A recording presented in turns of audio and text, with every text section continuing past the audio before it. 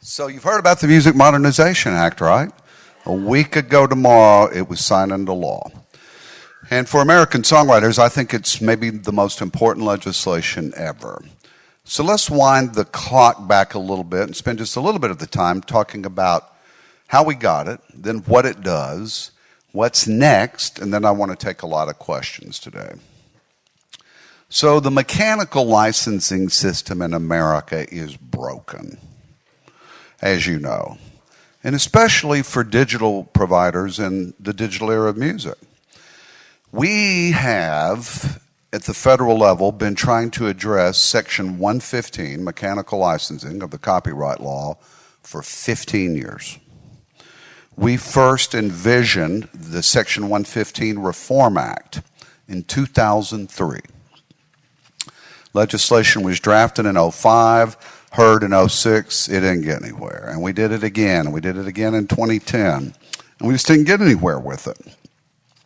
And if you want to peek behind the curtain, the real reasons, and there are several, that we have this bill is because Spotify wanted to sell stock.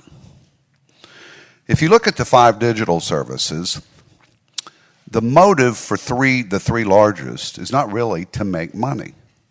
And even if they lose money, that's not their motive. Google wants to attract traffic. And now they're in the business of selling devices. Apple certainly wants to sell devices. And Amazon wants to sell Prime memberships.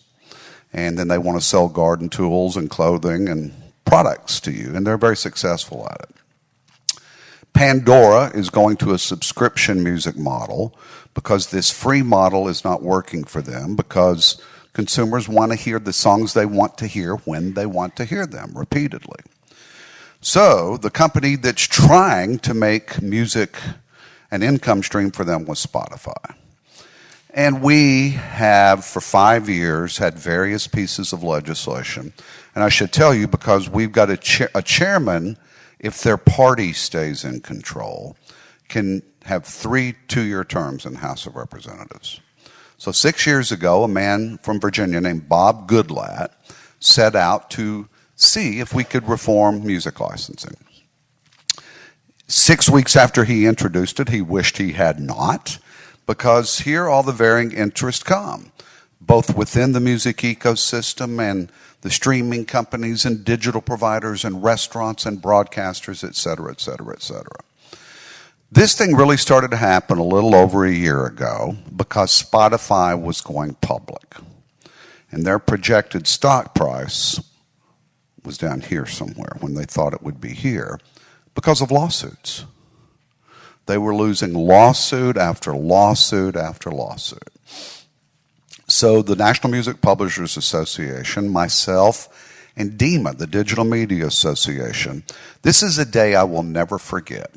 And some of our member companies and, some of our board members were in a conference room in Washington, D.C., and Chris Harrison, who runs the Digital Media Association, said, "What if?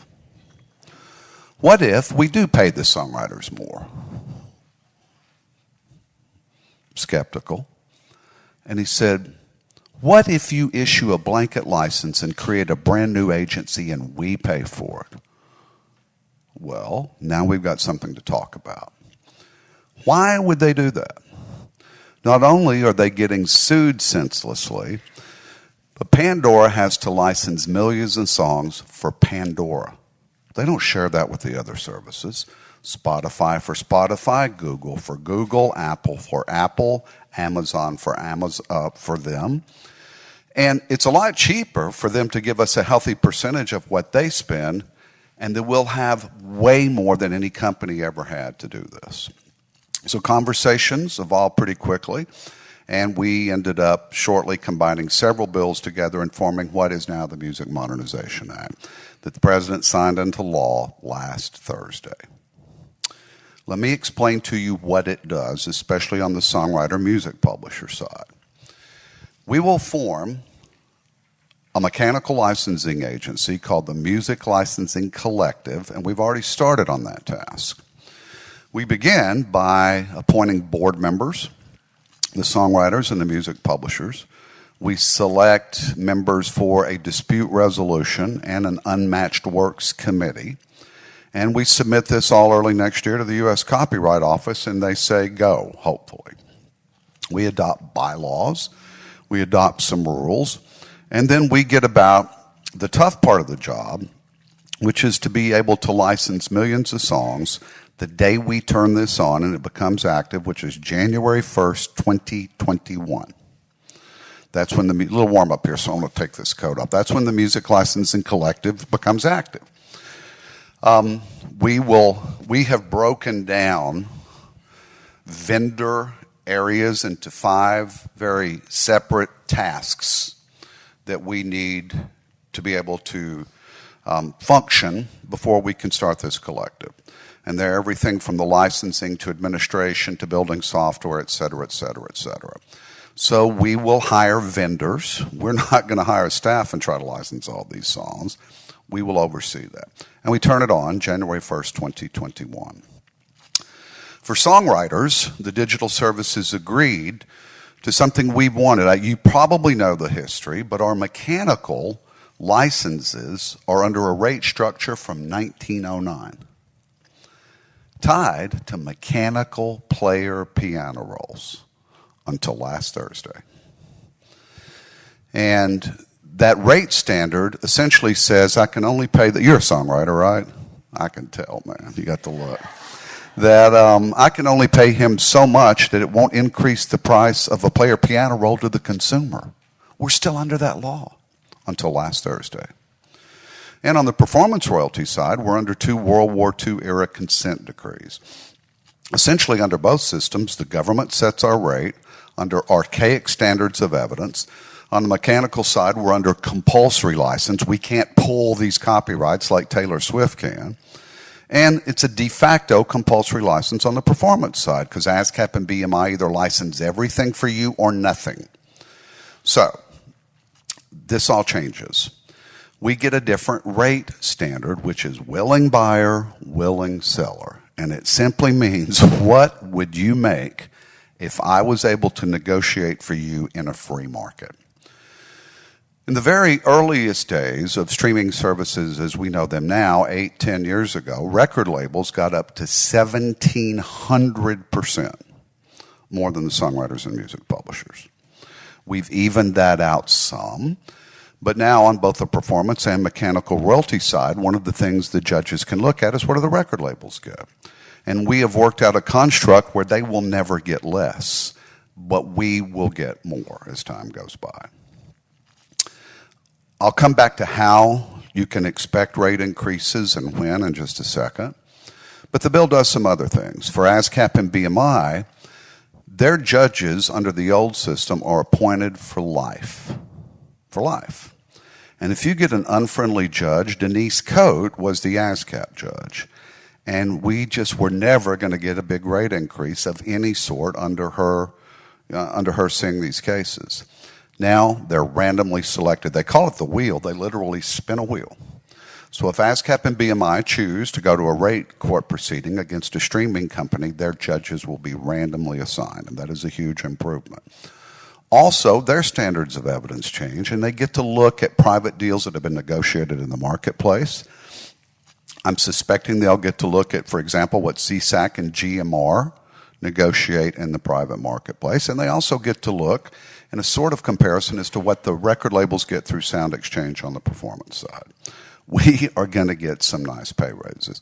And my guess is we'll never go to trial because the digital services know that they need to pay us more.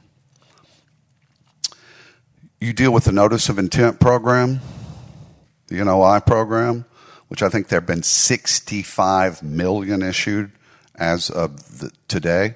It's gone. It's eliminated under this bill. There's more about the Music Licensing Collective.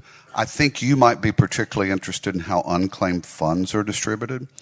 So we take on the task of finding the owners of the songs. How will that work? If you have an exclusive deal with a music publisher, it will be their function because in most cases they've got the admin rights. Or if you're an administrator, you simply report your ownership to the MLC. One of the things I'm most excited about is some independent singer-songwriter that might be due $300 a year in royalties, but you're not going to take the time to go mess with it and pay for the cost. All you've got to do is reach out to us and tell us your song titles, and you'll get paid just like everybody else, whether you have a publishing deal or not.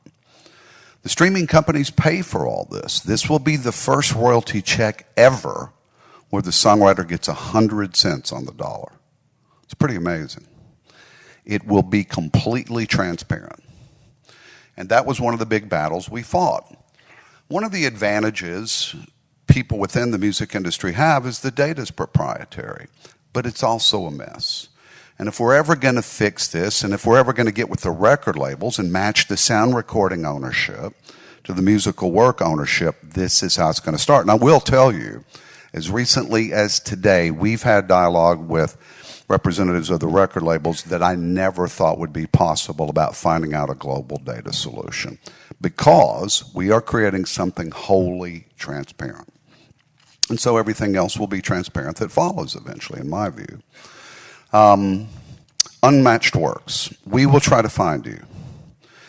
However long that takes, we will use some vendors. We will use our relationships, and we will use the media. There will be a published list of every song that is in our database. And look, at the end of the day, I will say this, I've earned the right to say it, songwriters, especially professional ones, have been spoiled. A lot of times they expect their publisher to do all this for them. But if you don't have a publishing deal anymore, if you're out on your own, you got to go find if we owe you money. On the computer one night, quit watching YouTube and go see if your song title's in there, register it, and you're going to get a check directly to you. Now, if you have a publishing agreement and you're not recouped, the publisher has the admin rights. They get the check, they get to recoup, then they send it to you. But if you have titles or if you're not published, the check goes directly to you. After a period of a year or two, however long it takes us to try to find you, then you have a 3-year period of time where, and by the way, let me interrupt myself. One of the things we told the digital services they had to do, and we came up with a list of best practices. What's one of your songs? You shouldn't have sat there. I'm going to pick on you today, man. Well, tell me one of your titles. Yeah.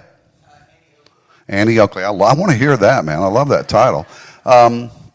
So Annie Oakley, what's your name? We can't find Landon. But they're streaming Annie Oakley, and it happens all the time. They pay your title in an escrow account from the very first stream. And we hold that money for you, and we try to find you. After we've made those attempts, we publish a list. And I've got to remember, we debated on this. I don't know if it was 2. I think it ended up as 3 years. We hold that money in interest, and you can claim it. But if you don't, after 3 years, we distribute it to every other writer who had any streams during that period of time on a proportionate basis. And that has been reported so wrong. There's a couple of fringe organizations out there that did everything they could do to kill this bill, claiming they represented songwriters. And they've just put propaganda out there. So let me explain that. No matter who had spins, they get their proportionate share of the money that was unclaimed during that period of time. That was maybe the biggest victory NSAI had. We went to David Israelite with the NMPA, because now, unless it's in your contract, there's no requirement for a publisher to give you a penny of that money. The way it works is you join NMPA, and any settlement they do based on where your dues tier is, you get a piece of the unclaimed funds they collect. But if you're some independent songwriter and you haven't joined, you're not going to see a penny of that. So we redistribute it to everybody based on their proportion of spins. Now look, at some point we're going to have a cutoff period. I have no interest, and I've got a non-voting seat on the board of this MLC, in spending $14 to send somebody 80 cents. So we will set some distribution level at some point where it's just not going to make sense to do that. But when you pass that level, everybody's going to get their share of the unclaimed funds. So what can you expect on the songwriter side in terms of more money? I am told by a lot of songwriters on Music Row that this statement period over the last couple months, people are seeing anywhere from a 20 to 35% increase that has absolutely nothing to do with the rate structure changes in the bill. The digital services are cleaning up their books. Have you ever asked the question, what do we not know that we're not getting? It's a lot of money. When we did a pending and unmatched fund settlement with the American record labels in 2015, I think it was, going back to 2010, it's $400 million. David at the NMPA has done probably $200 million worth over the last 2 or 3 years. So they're cleaning up their books. There's your first pay raise if you're a songwriter. The second pay raise is you get 100 cents out of the dollar. So we have a trial every 5 years unrelated to this bill called the Copyright Royalty Board. Now, the next one will use a different standard of evidence. But the National Music Publishers Association and NSAI, it's brutal. It's a 5-year trial. They subpoena you. It's brutal. I've got to crawl through attics and basements and go out to Iron Mountain and look for records we don't know exist because Apple makes me do it. And there's my office looks like, I don't know, we kill a lot of trees. But we won a 44% pay raise at this last trial, the largest in global history. It starts in January. You will get 8.5% more for the next 5 years. That's before we ever do anything on these rates. So they're cleaning up the books. You don't pay the fee to collect your own money, or at least you get 100 cents out of the dollar. The digital services are doing that. And on top of that, we got a 44% pay raise already coming. It's still way too low. But it's been going like this for a long time, and you're going to see it go like that for years. And the biggest pay raise of all, the question we've got to observe, is how big is streaming going to get? I mean, not that long ago, do you know how old this is? 9 years old. Just had its 9th birthday. America, somewhere in the 70% of our population has a device. Don't quote me on this, but I think the next biggest country is in the teens. So how big is streaming going to get? You take a cleanup pay raise, 10, 20, 30%, whatever it is. You take the 44% over the next few years. You don't pay a fee on it. ASCAP, BMI, we go to another trial. Times 2, times 2, times 2 over the next few years. We're going to see steady pay increases for a long, long time. Let me move on to a couple other quick parts of the bill. The record labels also win a new rate standard with Music Choice and the other TV music services on all those channels you see. They made an agreement. I think that doesn't kick in for 5 or 6 years. And then SiriusXM, they made a similar agreement to get them to come on board, and I believe their next potential rate increase, they just got a 44% raise, by the way. The labels did from SiriusXM and their Copyright Royalty Board trial, and that lasts through 2027. So for the next 10, 15, 20, 30 years, we're going to see progressive rate increases. And the AMP Act, now producers and engineers will get paid directly from Sound Exchange instead of having to get a letter of direction from the artist. So it was huge legislation. I was 12 when this started, and I'm very proud of it, and we're glad it passed. So I want to take the rest of the time for any questions, and I'm sure you have a lot of them. And I can already tell you many of them, the answers are yet to be determined on some of the specifics of administration. We, NSAI and NMPA, will be going around the country. We'll be having lots of forums, and we'll be opening up web portals and other things to hear your concerns. We've got one chance in history, the songwriters do, to do this right, and we're going to do it right. So glad to answer any questions. Yeah.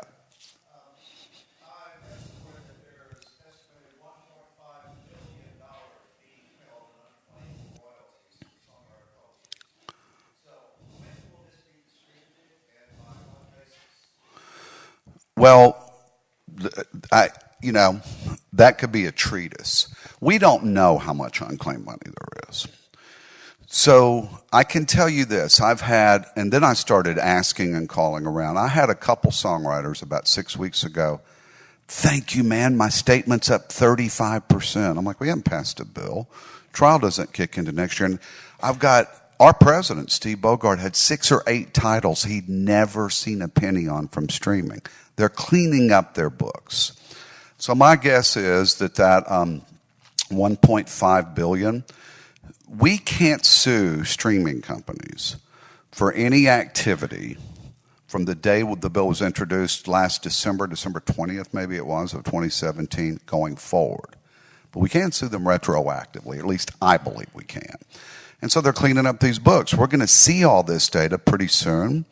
I think more specifically, your question is do we distribute the unclaimed funds we control and know? The first distribution would probably be in about 6 or 7 years. Let me walk through that. It's 2 years before we ever create this thing. I think it's 2 or 3 years to really do a diligent search before we even put the money in a holding account that starts the 3-year clock ticking for you to claim. And then after that 3 years, we'll send it out. So it's a while, 6 or 7 years.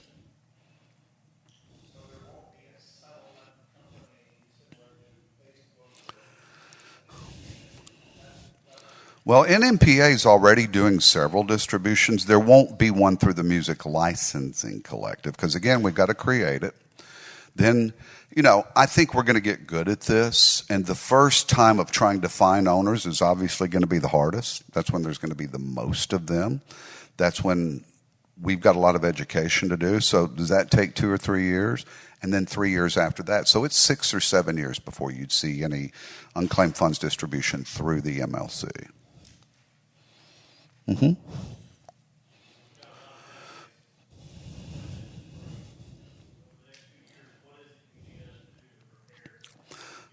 Sure. I don't know exactly how those mechanisms work. I'm not a data expert. That's why Sophia does all my Excel work back there. I mean, I can't even turn it on. But here's what I am sure of. We've got to build a data system ourselves from scratch. So a couple of the 5 vendor areas are to do that. So there's a software vendor, and we're going to have input on how to do this. We want to make it simple and transparent. When that's done, we're going to have to start ingesting this stuff before we ever turn it on. So my guess is by this time next year, you might start feeding us some of that data, certainly before we start the MLC. How exactly you do it, I can't answer that. But hopefully it'll be easy. And hopefully people are going to look at the way we do it and copy it. We want them to. We don't need 97 million databases. Mm-hmm. What will the relationship be between MLC and organizations like Harry Fox Agency? Well, and who was the second one? Music Reports? Are they a mechanical licensing agency? Well, we had a hiccup with Harry Fox and CSAC, I guess, as you saw through this, and I thought that was very unfortunate. It was never CSAC. It was never Harry Fox, and we got past that. So you would have to believe that there's, a handful or two of companies that would be in the leading role to be vendors. And I can tell you this, nobody's picked a vendor. That's one of the accusations that happen. How can you pick a vendor when the board's not seated that's going to choose the vendor? So the relationship could be as a vendor. And by the way, we still allow direct deals. So if a streaming company thinks that Harry Fox can do this better and more efficiently than we can do it, then we've got to compete. So the relationship could be, it could take a lot of different forms. We certainly have to get all the data, so we have to work together, whether they're a vendor or not. There was a lot of stuff that happened the last couple months on this bill. I believe There's a period of time, don't hold me to this, it's maybe 5 years where we rebid every contract. Because we want people that can do it. Look, I'm going to tell you, I got a non-voting seat on this board, NSAI does. Here's what I'm interested in with any vendor. You have to take cost in consideration. But if you got a vendor over here and somebody else over here we have to pay 1 point more to, and I believe they can do it right, within cost, obviously, parameters, that's what I'm interested in. I'm interested in doing this right. So I can't answer it more definitively than that. We were dating. If we weren't dating, we'll be going steady again, is the answer to that question. So, yes. What are some of the most common misperceptions about what MMA does? I guess the single most common misperception, and I've really tried to mitigate this, I think American songwriters somehow think this problem is fixed and that they're going to get a big check. It's not fixed. It was a slow, long, painful road getting to where we got, and it's going to be a process and a marathon, not a sprint, getting back to it. So that would be number one, that this solves all of our problems. We've still got consent decree issues with the ASCAP and BMI. And we got a lot of other issues. I'm going to start a dialogue in January about statutory payments from social media. I think it is a crime what YouTube and Facebook and Twitter and everybody else gets away with.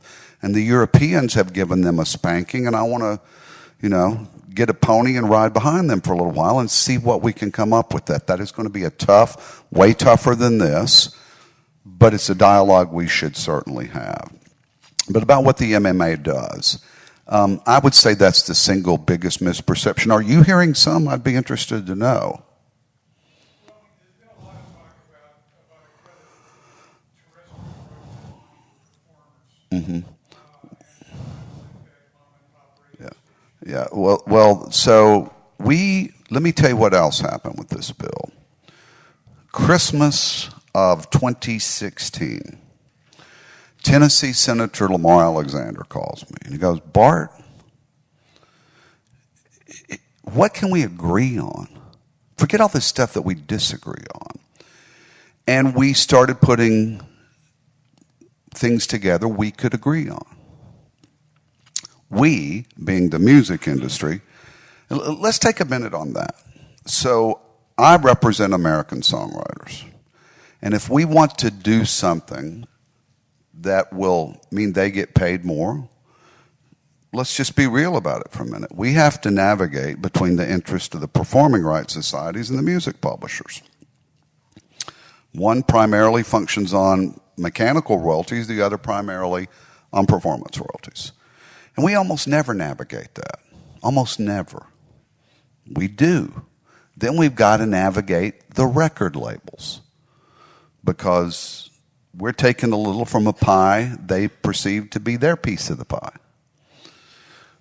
Lo and behold, we ever navigate that, welcome the streaming service, the internet service providers, the bars, the restaurants, and then the big one.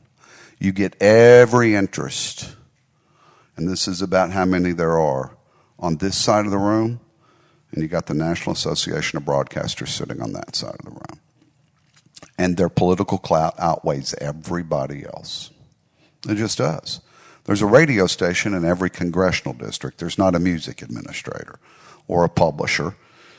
And so the performance royalty from terrestrial radio was something that was not going to be agreed on. However, Chairman Goodlatte, Congressman Doug Collins, who is the hero of all this. If you don't know Doug Collins from Northeast Georgia, this is the reason we have this bill. And a lot of other people helped, but Doug Collins went from being elected 6 years ago to the number 4 Republican in the House of Representatives right now. If the Democrats win the House of Representatives, Gerald Nadler from New York will be the new chairman of the Judiciary Committee. If the Republicans keep it, it's Doug Collins, who loves the music industry and particularly songwriters. The Judiciary Committee is where all of our issues lie. So Collins, Darrell Isis, several got the radio stations, the broadcasters, the NAB, and some of their bigger member companies. And they got all the recording groups, the RIAA, the unions, the Grammys, all on the other side. And they have tasked them with having a different kind of dialogue. Not why do you hate it and are going to stop it and why you want it and will never get it. They tasked them with what is your value proposition. So Cumulus, how many over-the-air radio stations you have and how many streaming companies do you have? And what is the value of those going forward? Because one of our fears is terrestrial radio becomes less and less important and digital radio becomes more and more important. So I'm not in those conversations. They are top secret. But I do know this much, that they are looking at what if we blended something? What if we did pay artists and labels a terrestrial royalty? And then we phase something in maybe on the streaming side. So I don't know how that's all going to land, but they're certainly way further down the road than they've been since the 1930s. But that wasn't part of this bill. So the MMA has nothing to do with that.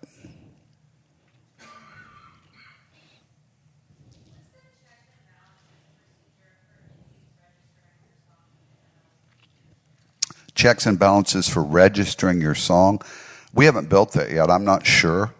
You know, one of the problems we have, so a songwriter named Bobby Boyd, probably never heard of him, came to see me 10 or 12 years ago, and he goes, Bart, our song is a massive hit in Europe, and I'm not getting any money. You ever heard God Bless the Broken Road? That was the song. So let me look into it, man. So I call PRS in London. Over here, God Bless the Broken Road was how it was registered. Over there, it was The Broken Road. And all their money was sitting in a holding account. We'll have some. No system's going to be perfect. I think you need to tell us that partly. Now, of the actual MLC, there's oversight by the Copyright Office, number one, and we voluntarily agreed to publish our audit every year. We will be audited. By the way, we also get to audit the streaming services automatically every year, and they pay for it. Spotify's paying us to audit them. So I hope that answered your question. Yeah, back here.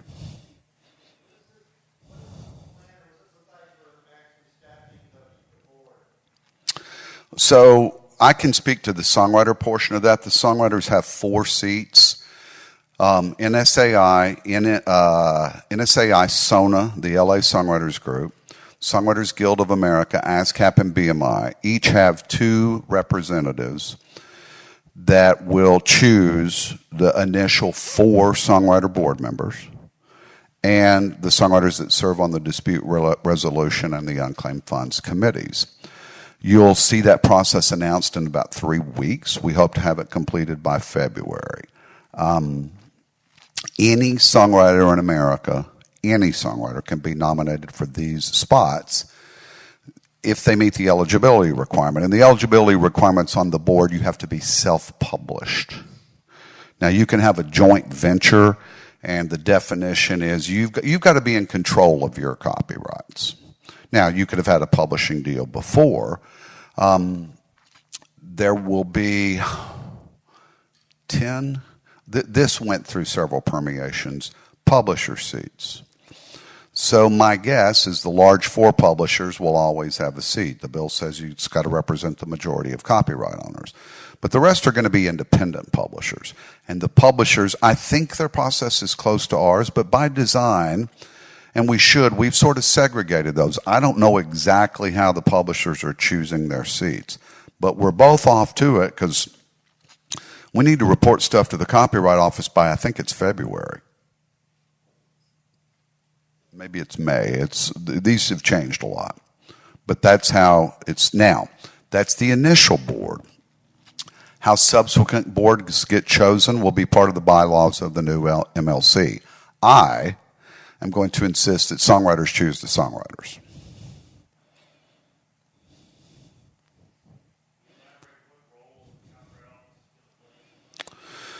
So the Copyright Office has, they play a lot on the front end, Nick.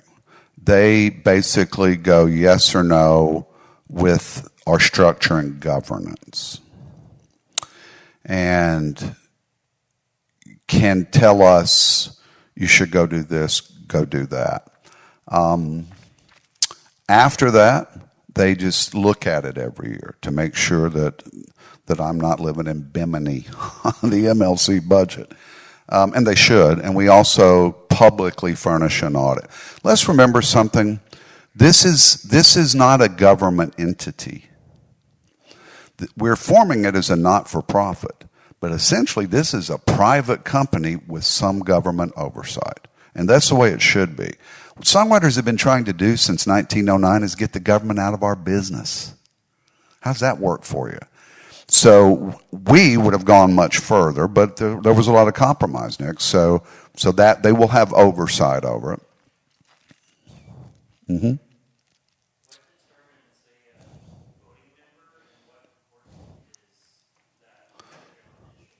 Well, the 14 are voting members. There are 3 seats that are non-voting members. The music publishers have one through NMPA, songwriters have one through NSAI, and DEMA, the digital companies, have one through DEMA. And we should all be in there. We should all be looking out for our constituent interests. So those are the 3 permanent seats. And there will never be more or less because that was created by the statute. That was Congress speaking to that.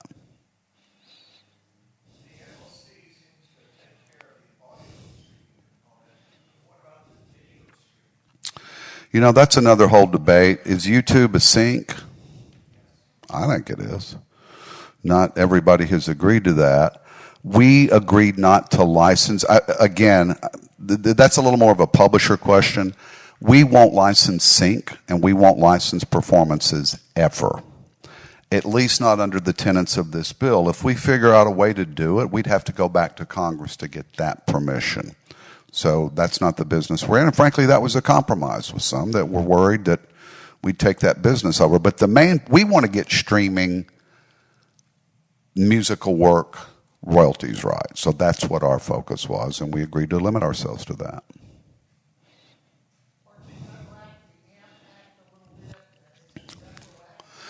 The AMP Act, in a sense, is retroactive, but not exactly. There's no retroactive. Man, if this thing was retroactive, I need a pay raise, any of it. But that was never going to happen. It does apply, though, to all the pre-72 stuff.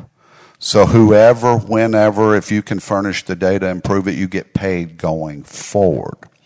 So it's retroactive in a sense. It applies retroactively to the recording, but it's only proactive from earnings date of implementation forward. Letter of direction. You either got paid up front or a letter of direction, and we all know how that worked. Love me, where's my, and artists kind of went dark. So that was huge. Anybody else? On that same topic then, a producer or engineer provides an agreement they have that indicates they have residual royalties. But the way, look, I'm not the right one to ask about that. I had nothing to do with that portion. Ask Huppy, but as I understand it, you get paid now. You have some sort of proof. I don't think you need a letter of direction anymore that you were the producer on that record. I don't know how they prove that, because if you're asking me, I produced every record ever made in Nashville. But I understand you don't need the letter of direction. So my guess is that happens when the sound recording data happens. And I'm glad for that, because it's going to force us all to the table to get all this right. I'm blaming the sound recording, frankly, on their data being wrong, and they would certainly blame us. No, they'd blame the producer. So, well, I certainly thank you for having me. We all at the Dove Awards last night. Awesome sauce, right? It was great. So thank you. Let me give you my contact information. My email is Barton, B-A-R-T-O-N, at NashvilleSongwriters.com. I answer every email. Sometimes it's a month before I answer it. If you send me an attachment, it's probably going to clutter. We got that really dialed up so I don't get a bunch of junk. But look, we're going to be reaching out to you. I want to, curiously, who's from this area, Nashville area? Who's not? Just sample, where are others from? Because we need to regionally have some input sessions. So from everywhere. Okay, all right. Good to know. That's good to know. My guess is, look, we're going to have limited resources. Let me tell you one other thing I didn't say. How do we pay for the startup? So the NMPA and DEMA agreed to go to an independent arbitrator for the startup cost. And that's almost finished. So I'm sure we didn't get what we wanted, and they gave a lot more than they wanted to. Once the MLC is up and running, the Copyright Royalty Board determines the streaming services budget to us. As I understand it, I'm not going to speak definitively on it, they have gotten some apportionment formula based on their market share of what they pay. Thank you for having me. Appreciate it.